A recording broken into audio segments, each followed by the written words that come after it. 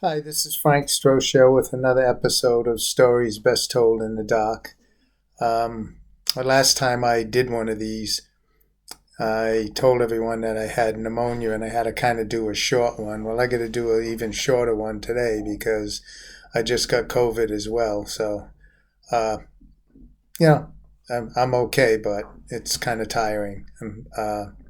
So anyway, today I want to talk a little bit about something that happened in, I'm going to say, circa 2019. It was around 2019. Uh, I got responsibility for um, England and Ireland and Scotland on my job.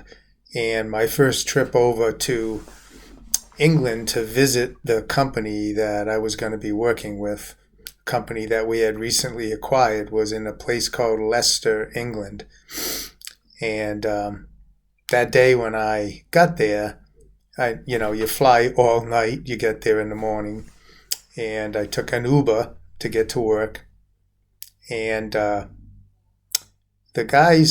secretary at the company had booked me a room at an old hotel in downtown Leicester called the Belmont Hotel.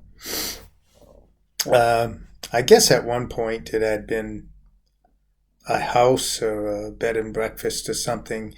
And over the years, they had expanded it. So the original part of the house was still there, buried deep inside the rest of the house. When I got there, I was pretty pooped.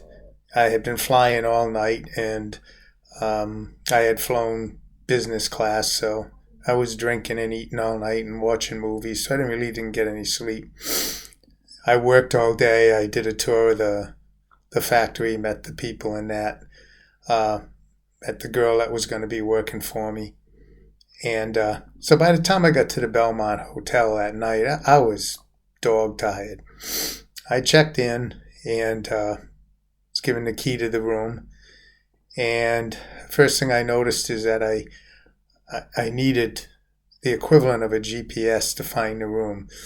It was like the Winchester Mansion. I mean, you'd go down a hallway, you'd go up an elevator, you'd go up a flight of stairs, you'd turn, there'd be a wall there.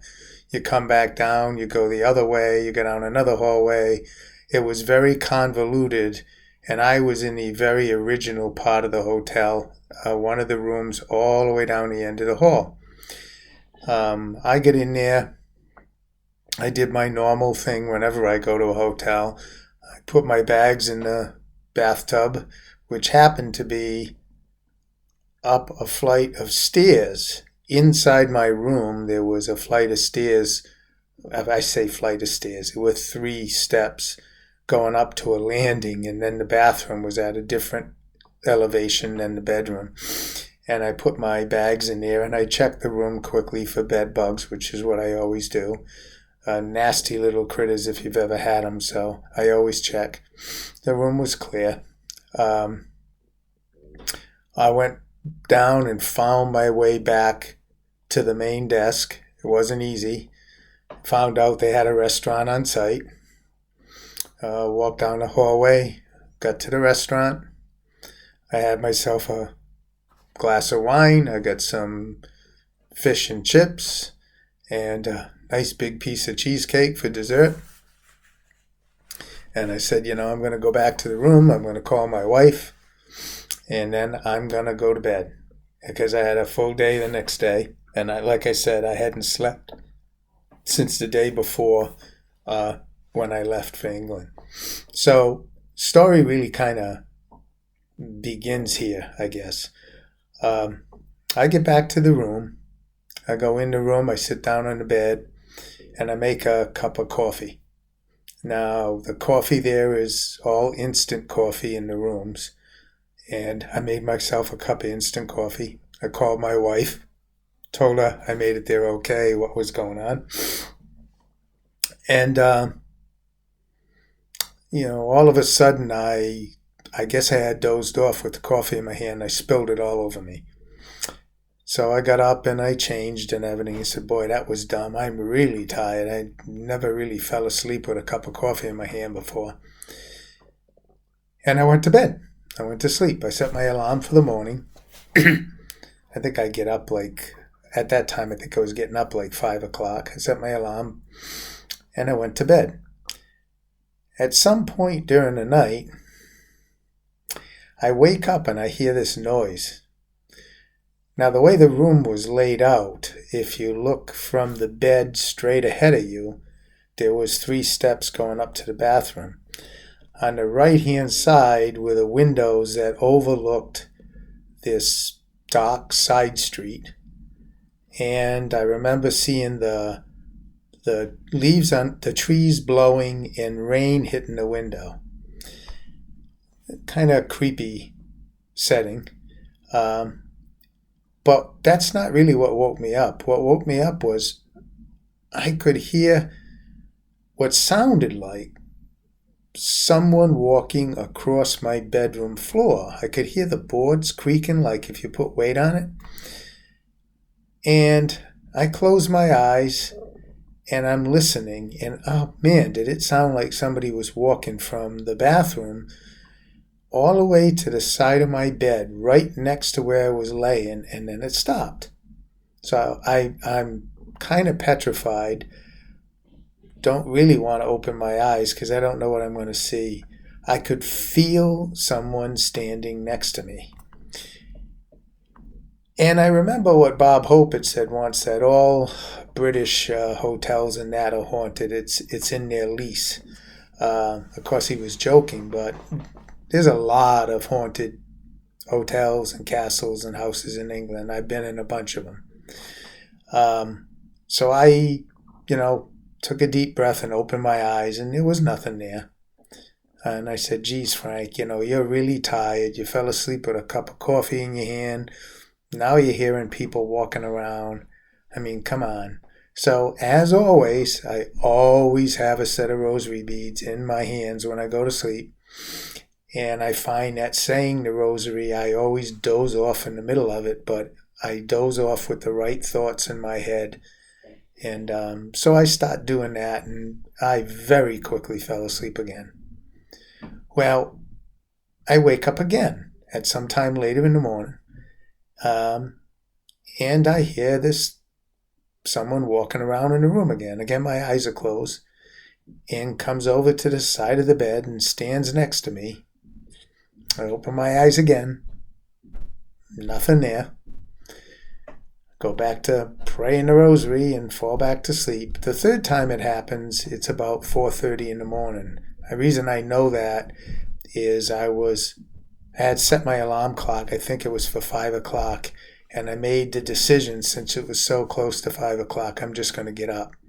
Because 3 times in a row I heard this, and it stopped right next to where I was sleeping each time. So I get up, I put the light on, make a cup of coffee. I have a coffee, and I go up to the bathroom to take a shower. And as I'm going up the stairs, and the stairs start to creak, I made a mental note, boy, that sounds an awful lot like what I've been hearing all night. And I made a kind of mental note, when I get out of the shower, I get dressed for work, and I'm all ready. Before I go, I'm going to walk the path that I heard 3 times that night and see if it sounds similar. So I did that. After I got everything done, I went up into the bathroom, and I walked down the stairs. I walked across the bedroom and around the bed to the side of the bed where I was laying. And darn it if it didn't sound exactly like what I had been hearing. Every creak, every noise was identical. And I realized at that time that I wasn't alone. But not... the old saying, not all that glitters is gold. Well, not every sound you hear, not every bump in the night is something demonic or evil. I mean, there are things that live that are not evil, that exist in the spirit world. And whatever this thing was, it wasn't there to hurt me, but it was curious, I guess. So I made a kind of a mental note that, maybe I should get my room changed or something, because it's going to keep me awake every night. The next day went well in work. I told the plant manager there what had happened. He said, "Oh yeah, Frank," he says, "everything's haunted around here. Don't worry about it. It ain't gonna hurt you." And I'm like, "Well, that's encouraging to know." Next night, I'm sitting in bed now. I got a night's sleep, so I'm a little bit more rested. I had dinner and that, and I'm sitting in bed and I'm doing my work on my computer, and I hear it again. Only this time I'm awake when I hear it, and comes over to the side of the bed, and I just kind of look over there and said, I can't see you, but if me being here is going to be a problem, just let me know. I said, otherwise, I'm going to be here for a few days, and I'd appreciate it if, things would go smooth. Nothing happened. And I didn't hear it again for the rest of the week. So I don't know what it is. But I figured I'd mention this one tonight because there's not much to the story, and I'm having trouble breathing and just staying awake. So I wanted to at least share something this week. It is a chapter in my book. It's probably got a little more detail in the book. It's called the Belmont Hotel. And again, it's in Leicester, England. Around 2019 this happened.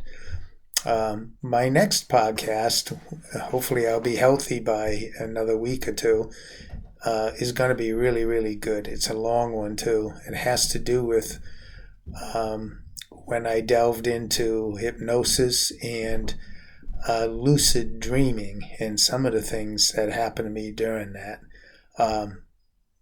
Very interesting. And I'll leave it at that. Just want to say one more time that if you send an email to storiesbesttoldinthedark@gmail.com and let me know of any experiences you have had or anyone you know has had, I would love to talk about it and maybe do an interview online here or a podcast. Or I'm writing my second book. It's called Stories for a Sleepless Night. And I'm looking for some content for that book too. So please feel free to email me. I check it every day. And I know tonight's podcast was pretty lame because of the way I feel. But if you can give me a thumbs up, and if you haven't subscribed, please do. I promise you some better stuff is coming, okay?